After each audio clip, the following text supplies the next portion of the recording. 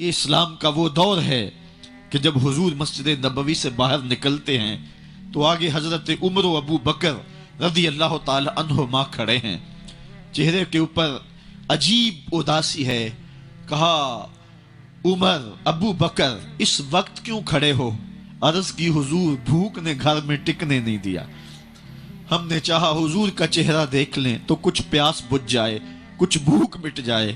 حضور نے فرمایا میرا حال بھی یہی ہے. جس چیز نے تجھے گھروں سے نکالا ہے وہی چیز مجھے گھر سے نکال لائی ہے.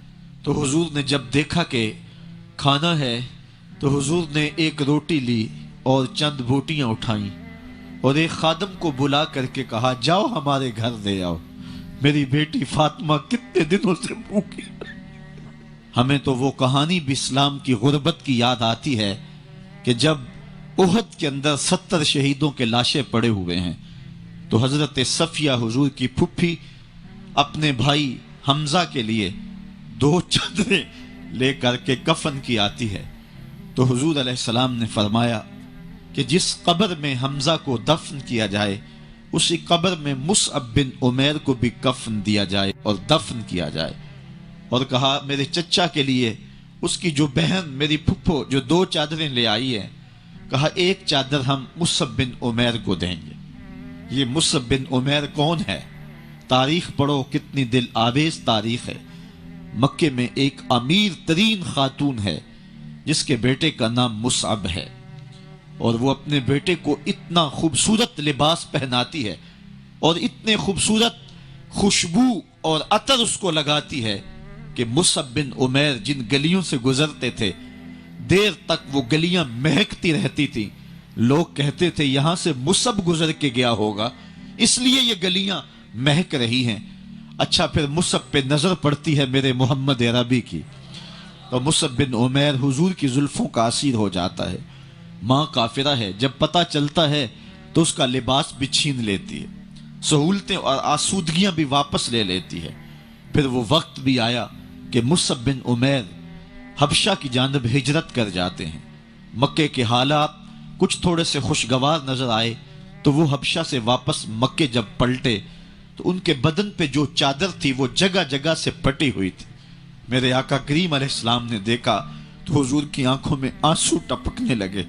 کہا یہ وہی مصعب ہے جو اتنا خوش پوش نوجوان تھا کہ میں نے پورے مکے میں اس سے خوبصورت لباس پہننے والا کوئی دوسرا شخص نہیں دیکھا، اور آج میرے مصعب کو پہننے کے لیے جو چادر میسر ہے وہ بھی جگہ جگہ سے پھٹی ہوئی ہے. یہ اسلام کی غربت کی کہانی ہے. اور آج احد میں یہی مصعب بن عمیر شہید ہو جاتے ہیں اور ان کے لیے کفن بھی دستیاب نہیں ہے. حضور نے کہا جو میرے چچا کے لیے 2 چادریں لائی ہیں ان میں سے ایک کا کفن مصعب کو دے دو نا، اور دوسری چادر سے کفن میرے چچا کو دے دیا جائے. اچھا حضرت مصعب کے لیے بڑی چادر رکھ دی گئی اور حضرت امیر حمزہ کے لیے جو چادر تھی وہ چھوٹی تھی. اگر سر ڈھانپتے تھے تو پاؤں ننگے ہو جاتے، اگر پاؤں ڈھانپتے تھے تو سر ننگا ہو جاتا. حضور نے فرمایا میرے چچا کا سر ڈھانپ دو اور پاؤں کے اوپر اذخر نامی گھاس ڈال دو. میں یہ اسلام کی غربت کی کہانی تمہیں سنا رہا ہوں. جب میرے رسول کے چچا کے لیے پورے کفن کا ٹکڑا بھی دستیاب نہیں تھا، اسلام اس وقت بھی عزت پا گیا تھا، اسلام اس وقت بھی ذلیل نہیں تھا، اسلام اس وقت بھی سربلند تھا، اور اسلام اس وقت بھی عزتوں کی مسند پہ تھا. یہ اسلام کا وہ دور ہے کہ جب حضور مسجد نبوی سے باہر نکلتے ہیں تو آگے حضرت عمر و ابو بکر رضی اللہ تعالی عنہما کھڑے ہیں. چہرے کے اوپر عجیب اداسی ہے. کہا عمر ابو بکر اس وقت کیوں کھڑے ہو؟ عرض کی حضور بھوک نے گھر میں ٹکنے نہیں دیا. ہم نے چاہا حضور کا چہرہ دیکھ لیں تو کچھ پیاس بجھ جائے. حضور نے فرمایا میرا حال بھی یہی ہے. جس چیز نے تجھے گھروں سے نکالا ہے وہی چیز مجھے گھر سے نکال لائی ہے. چلتے ہوئے حضرت ابو ایوب انصاری کے گھر کے قریب سے گزرے.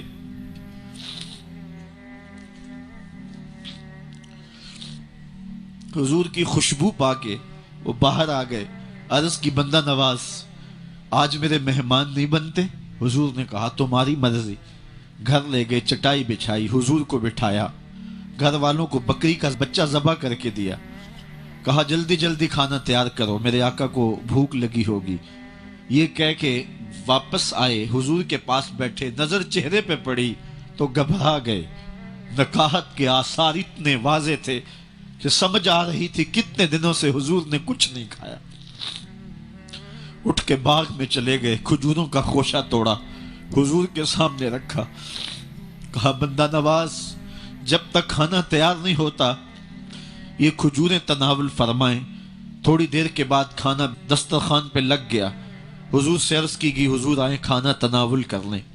حضور نے دسترخوان پر تشریف فرما ہو کر کے حضور نے کپڑا اٹھایا تو حضور نے جب دیکھا کہ کھانا ہے تو حضور نے ایک روٹی لی اور چند بوٹیاں اٹھائیں اور ایک خادم کو بلا کر کے کہا جاؤ ہمارے گھر دے آؤ، میری بیٹی فاطمہ کتنے دنوں سے بھوکی۔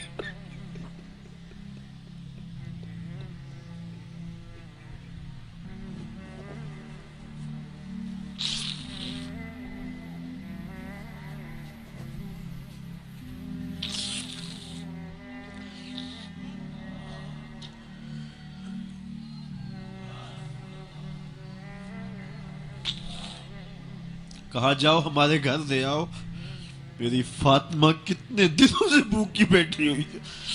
مال کے کونین ہیں گو پاس کچھ رکھتے نہیں، دو جہاں کی نعمتیں ہیں ان کے خالی ہاتھ میں۔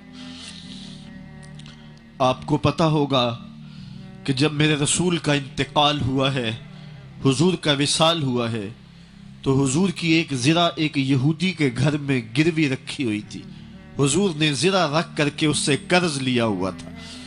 یہ اسلام کی غربت کی کہانی ہے، اور پھر اللہ نے اسلام کو امارت کے رنگ بھی دیے۔ آؤ تمہیں کہانی سناؤں۔ حضرت عدی بن حاتم روایت کرتے ہیں، صحیح بخاری میں روایت ہے۔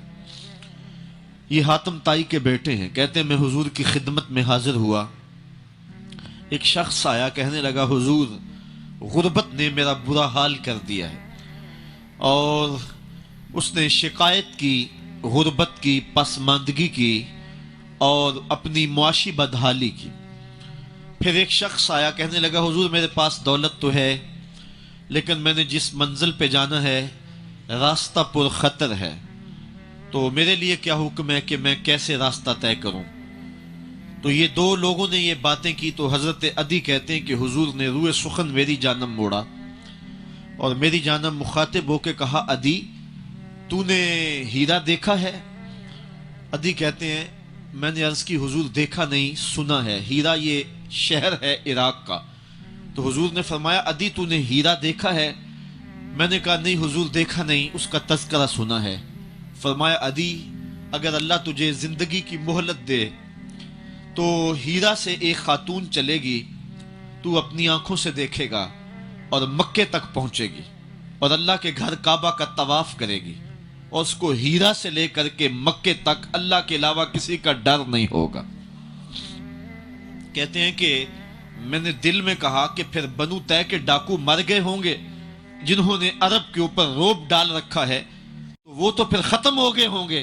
کہتے ہیں میں بھی سوچ ہی رہا تھا کہ حضور نے مزید میری حیرت میں اضافہ کرتے ہوئے کہا عدی اگر تجھے اللہ نے زندگی کی مہلت دی تو تو دیکھے گا کہ کسرا کے خزانے تیری جھولی میں ہوں گے۔ تو اس دور کی سپر طاقت تھی۔ میں نے کہا حضور کسرا بن ہرمز؟ حضور نے فرمایا ہاں کسرا بن ہرمز۔ کہتے ہیں کہ حضور نے پھر فرمایا عدی اگر تو زندگی پائی تو تو وہ دن بھی دیکھے گا کہ ایک شخص زکوٰۃ کی رقم لے کر کے، زکوٰۃ کی چاندی لے کر کے، زکوٰۃ کا سونا لے کر کے نکلے گا اور اس کو کوئی زکوٰۃ کا مستحق ہی نہیں ملے گا۔ حضرت عدی بن حاتم کہتے ہیں کہ پھر میں نے وہ منظر اپنی آنکھوں سے دیکھا کہ ہیرا سے خاتون چلی اور مکے تک پہنچی، اور امن ایسا تھا کہ اس کو اللہ کے علاوہ کسی کا ڈر نہیں تھا۔ پھر وہ لمحے بھی میں نے دیکھے کہ کسرا بن ہرمز کے خزانے مسجد نبوی کے باہر پڑے ہوئے ہیں۔ تو کہتے ہیں تیسری چیز میں دیکھ نہ سکا، اور میں نے لوگوں کو کہا کہ یہ میں تو نہیں دیکھ سکا، میری شاید زندگی وفا نہ کرے، اور اگر تمہاری زندگی وفا کرے تو تم دیکھنا میرے آقا نے جو فرمایا تھا 2 باتیں تو پوری ہو گئی ہیں اور تیسری بات تم دیکھ لو گے۔ حضرت یحییٰ بن سعید فرماتے ہیں کہ حضرت عمر بن عبدالعزیز کا زمانہ تھا اور انہوں نے مجھے افریقہ کی جانب زکوٰۃ وصول کرنے کے لیے بھیجا. میں وہاں سے زکوٰۃ وصول کی اور پھر میں زکوٰۃ لینے والے مستحقین کو ڈھونڈنے لگا تو کہتے مجھے کوئی مستحق نہ ملا.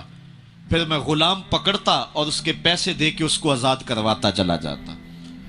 حضرت عمر بن عبدالعزیز کا زمانہ ہے کہ گورنر ہے عراق کا. وہ حضرت عمر بن عبدالعزیز کو لکھتا ہے کہ اتنی رقم ہے، اس کا کیا کرنا ہے؟ تو عمر بن عبدالعزیز کہتے ہیں رقم لے کے یہاں نہ آنا، وہاں عراق کے لوگوں میں بانٹ دو، جو زکوٰۃ کے مستحق ہیں ان کو تقسیم کر دو. تو گورنر لکھتا ہے جو مستحق ہیں ان کو دے دی، اب کوئی مستحق نہیں رہا تو میں کیا کروں؟ تو حضرت عمر بن عبدالعزیز کہتے ہیں جو مقروض ہیں ان کا قرض اتار دو. تو کہتے ہیں کہ ہاں قرض بھی میں نے اتار دیا ہے، رقم پھر بھی بچ رہی ہے، کیا کروں؟ تو حضرت عمر بن عبدالعزیز نے پھر لکھا جو شخص شادی کرنا چاہتے ہیں ان کا حق مہر ادا کر دو. میں نے کہا کہ وہ بھی کر دیا ہے، رقم پھر بھی بچ گئی، اب کیا کروں؟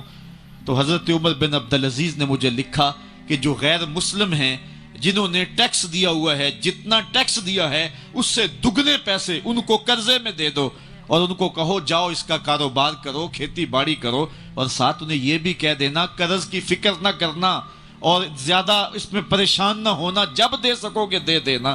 یہ دور بھی پھر اسلام نے دیکھا اور یہ گھڑیاں بھی دیکھی جب چیتھڑے پہنے ہوئے تھے، جب پیوند لگے لباس پہنے تھے، جب پیٹ میں ڈالنے کے لقمہ بھی نہیں تھا. اللہ کا دین اس وقت بھی غالب تھا، اور جب گلیوں کے اندر ریشم بکھرا ہوا ہوتا تھا کوئی اٹھانے والا نہیں تھا، دین اس وقت بھی غالب تھا. دین کا غالب ہونا یا نہ ہونا اس کا تعلق جو ہے وہ مال و دولت سے نہیں ہے.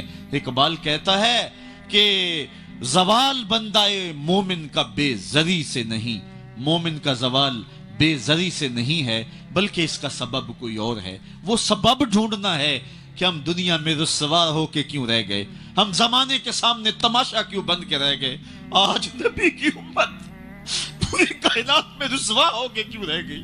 آج ہمارا تماشا دیکھا جا رہا ہے، آج بھوکے کتوں کو ہماری بیٹی اور بہنوں کے اوپر چھوڑا جا رہا ہے اور اس کا تماشا دیکھا جا رہا ہے. کیا ہم نے یہ دن بھی دیکھنے تھے؟ ہم نے سراغ لگانا ہے. دولت کی قلت اور کثرت یہ ثانوی چیزیں ہیں. ہم نے تاریخ میں دیکھا ہے ہم کبھی مالی طور پہ کمزور تھے، رسوا نہیں ہوئے ہیں. مال زیادہ ہو گیا، رسوا نہیں ہوئے ہیں. رسوائی کے سبب کوئی اور ہیں.